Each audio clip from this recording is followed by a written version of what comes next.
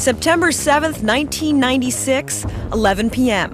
A black BMW cruises slowly down the Las Vegas Strip. Inside, rap and film star Tupac Shakur sits in the passenger seat. Death Row Records kingpin Marion Suge Knight is behind the wheel. No one sees the white Cadillac that slowly pulls up alongside, or the gun that's aimed directly at Tupac. Tupac is hit several times in the chest. He's rushed to the University Medical Center, but surgeons can't stop the internal bleeding. 6 days later, Tupac Shakur is dead. All eyes on me. I cried right then when I heard. You know, anybody who loved him is still affecting him right now, guaranteed. All eyes on me. For 6 years, the mystery has lingered and taken on a mythic quality. Officially, the crime remains unsolved, but unofficially, theories abound. Many revolve around one central theme, the ongoing war between LA's Blood and Crip street gangs and their affiliations with East and West Coast rappers. But in early September, a new theory emerged and it rocked the music world. In the next half hour, VH1 News will talk to the main players, break down the night of the murder, and try to get to the bottom of the mystery: who killed Tupac Shakur?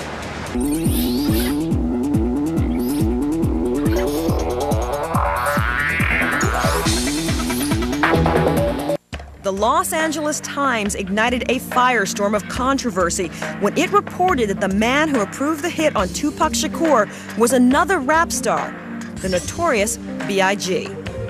LA Times music writer Chuck Phillips spent a year investigating the story. He says he learned that Biggie, whose real name was Christopher Wallace, agreed to pay the Crips $1 million for killing Tupac and even supplied the murder weapon. According to various gang members, Biggie asked to have Tupac killed, asked the gang members to kill him. Yet Biggie's friends say he couldn't have done it. The night of the murder, he was thousands of miles away. It was a regular day. He was chilling. He wasn't in Vegas. He was home in Jersey. In a statement, Biggie's family described the LA Times story as, quote, irresponsible journalism, and said they may file a lawsuit against the paper for, quote, untruthful statements and accusations. There have been discussions about it, but nothing concrete has actually been, set in stone. So until such time, there's nothing really to discuss. The last hours of Tupac Shakur's life began, like so many of his gangster rap lyrics, with an act of violence. On September 7th, Tupac met up with Suge Knight in Las Vegas to attend a Mike Tyson heavyweight fight at the MGM Grand Hotel. Among those in attendance, members of LA's infamous street gangs. They came out to attend the fight. Basically, they'd done this for a decade, where they would go to every major fight. At 8:45 p.m., Tupac and Knight headed for the exit, accompanied by an armed group of Piru Bloods, a Compton street gang whose members were on Death Row's payroll. In the MGM lobby, someone noticed a member of the arch-rival Southside Crips standing near the elevators. The Crip was Orlando Baby Lane Anderson, who months earlier had beaten and robbed one of Tupac's bodyguards. Tape from an MGM hotel security camera shows what happened next. In a flash, Tupac, Suge, and others from the group jumped Anderson, punching and kicking him to the ground. Terrified bystanders scattered as the group streamed into the casino, then out into the street. That's what we know. Phillips' account of what happened next was gleaned from interviews with investigators and anonymous gangsters, many talking for the first time. The LA Times reports that over the next 2 hours, a roughed-up Anderson, vowing revenge, quickly organized a meeting with his fellow Crips at the Treasure Island Hotel. There they devised a plan to take their revenge. It's hard for a lot of people to understand that a beating like that would result in a killing, but in the gang world, dignity and honor is the whole thing, and disrespect it's something they do not tolerate. And it's really a strong code of ethics, and so an infraction like that where you beat somebody up in front of everybody at a major hotel when other gang members are present, you've just really invited a murder. The Crips told Phillips they then arranged a secret meeting with Tupac's greatest rival, Biggie Smalls. Once the best of friends, Tupac and Biggie were embroiled in a bitter public feud, fueled by dueling record labels, threats, and Tupac's claim that he had sex with Biggie's wife. You claim to be a player, but I bust your wife. We bust on bad boys, brothers touch for life.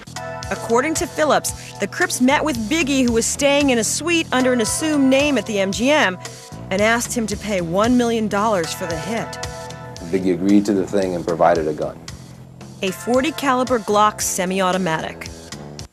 At 10:30 p.m., Tupac and Suge, leading a procession of fancy cars, drove north on Las Vegas Boulevard.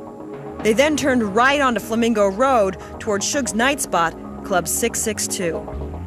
At 11 p.m., Anderson and 3 other Crips set off in search of Tupac, heading out of the Treasure Island Valet parking circle in their white Cadillac. They linked up with another car and drove south on Las Vegas Boulevard. When they turned onto Flamingo Road, fate intervened. Just ahead, Suge Knight's black BMW.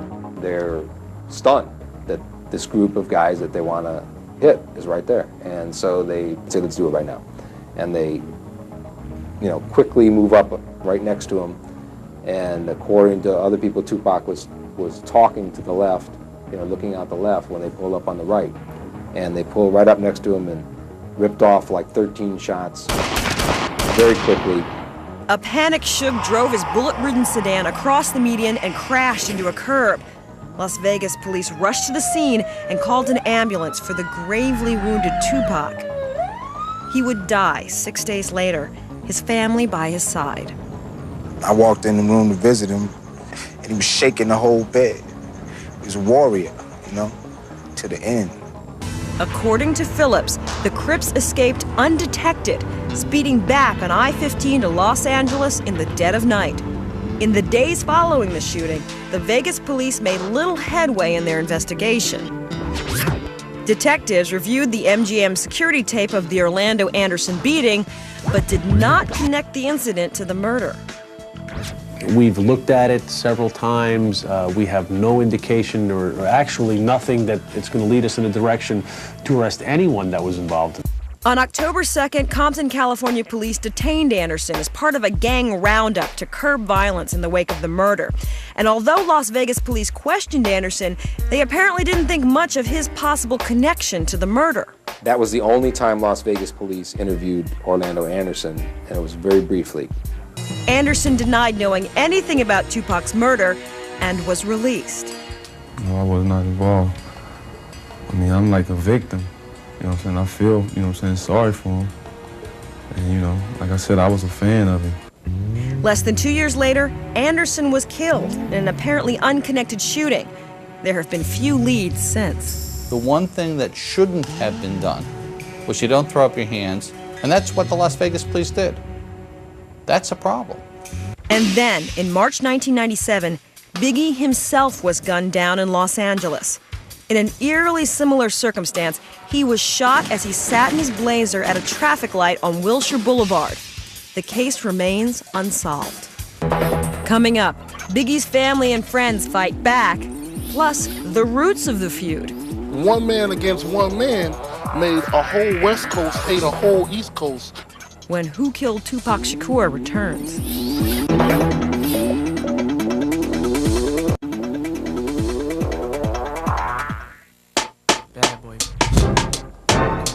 Tupac Shakur and Christopher Biggie Smalls Wallace both grew up in homes without fathers, in neighborhoods strewn with drugs and crime. Baltimore has the highest rate of teenage pregnancy, the highest rate of AIDS within the black community, the highest rate of teens killing teens, the highest rate of teenage suicide, and the highest rate of blacks killing blacks. In Baltimore, Maryland.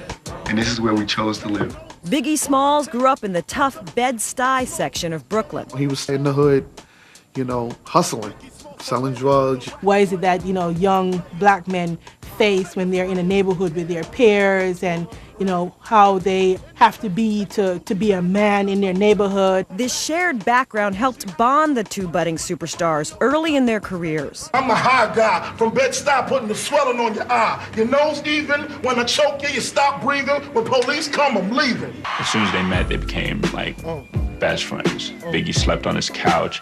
Tupac kind of mentored him in terms of getting into the industry. Tupac, who had since moved to California, was the West Coast's biggest hip-hop star, while Biggie was a rising talent in the East. Biggie Smalls, Junior Mafia, represent, baby. He knew that Pac was real, that Pac was being real with him. And that's rare in this industry. I remember them being friends.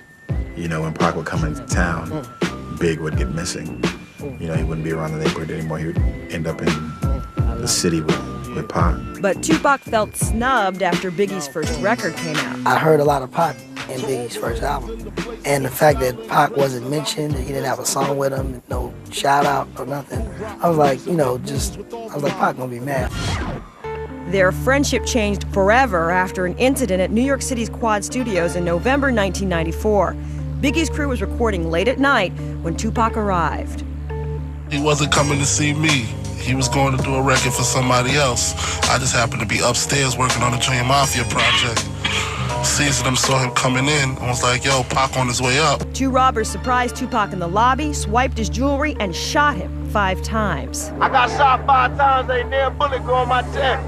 Everybody knows the story. Pac felt like he was set up. I used to share my experiences in the game and my lessons and my rules and my knowledge on the game with him. You know what I mean? He owed me more. He owed me more than to turn his head and act like he didn't know he was about to blow my head off. He knew. I think that Pac's feelings was hurt. He felt like if you come to the West Coast and you with him, he ain't gonna let nothing like that happen to you. So even if they didn't personally call a shot or know anything about it, they just felt like they maybe had him in a position to allow something like that to happen. Biggie denied knowing anything about the robbery. Some kids happened to be in the hallway, stuck him up, shot him or whatever. Got caught up in the mix like that. It's a coincidence, It seemed like, we got the blame for it, and it's like, yo, we ain't have nothing to do with that. But just that night, just something went wrong. It just got weird really quick after that. Tupac's anger grew. Tupac released the most bitter, vindictive, vengeful battle rap and diss song of all time, which was called Hit 'Em Up, where he begins to literally talk about having sex with Biggie's wife. You claim to be a player, but I bust your wife.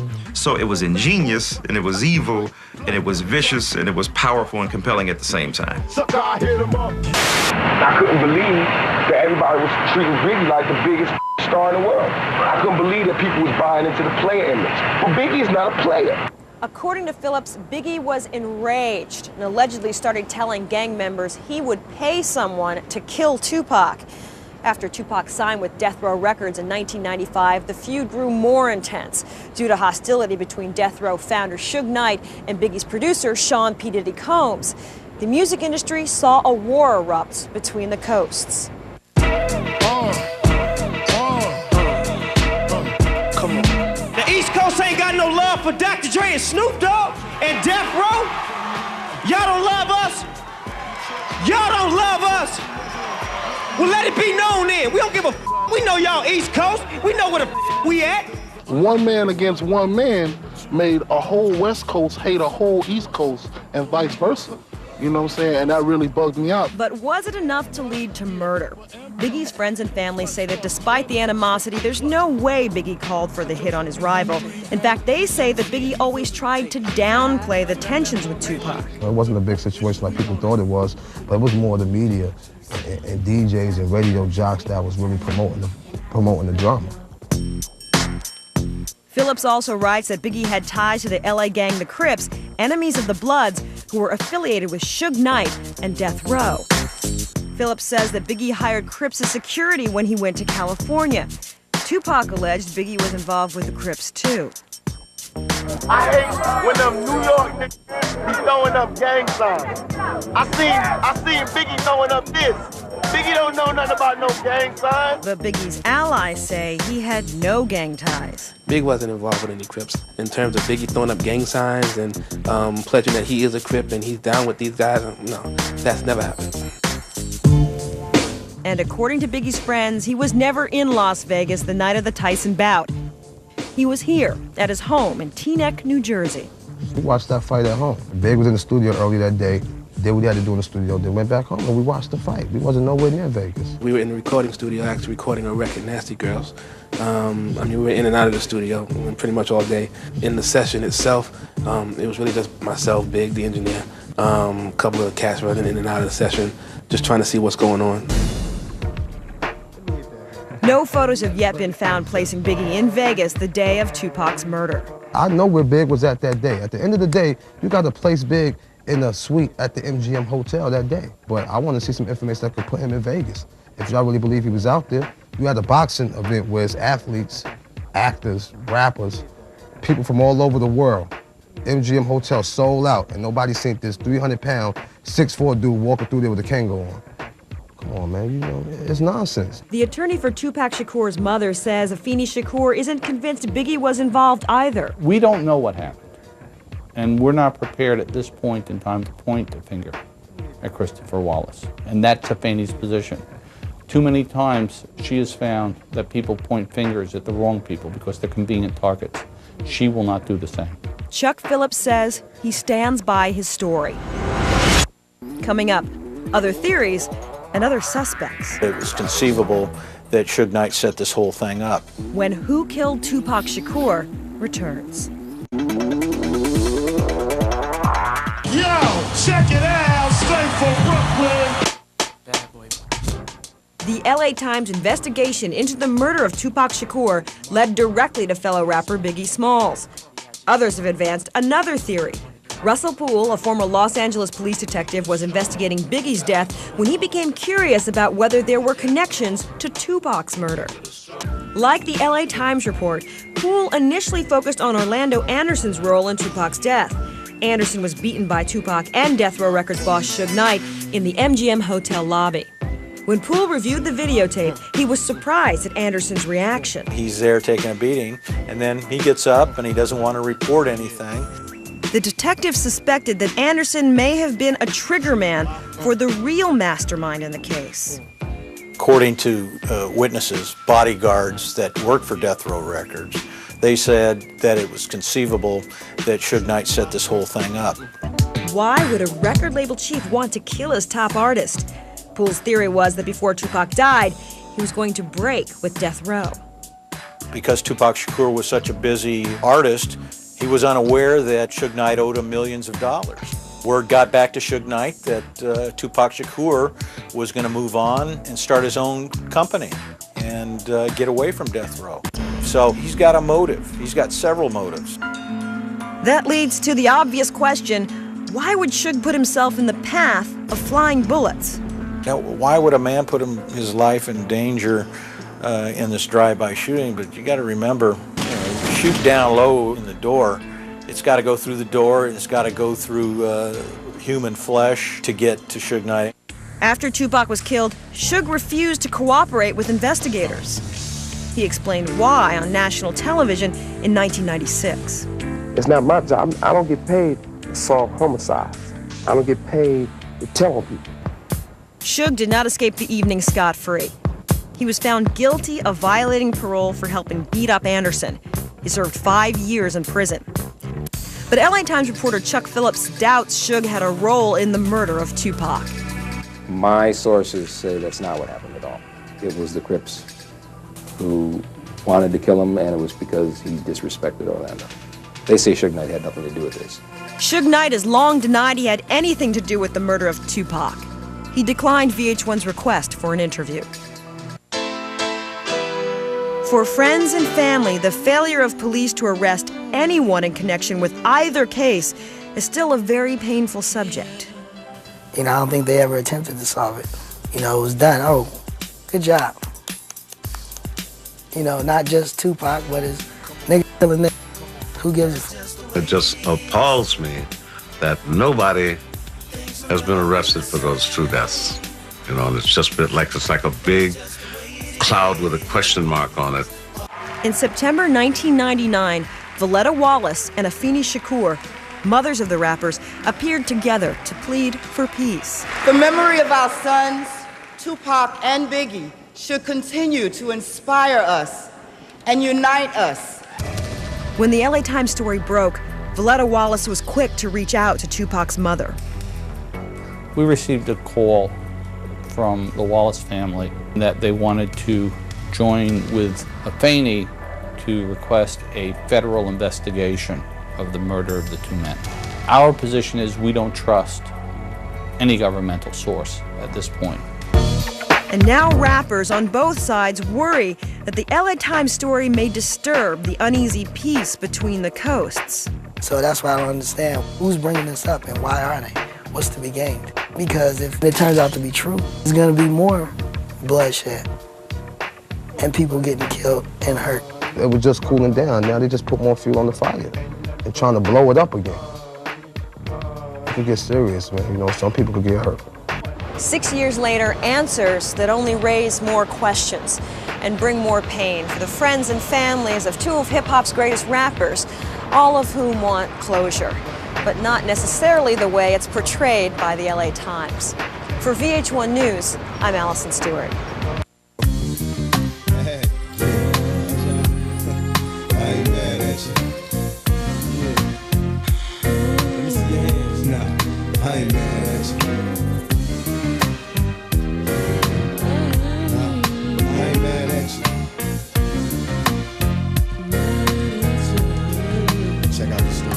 Now we was once two brothers of the same kind, quick to approach a ghetto cutie with the same line. You was just a little smaller, but you still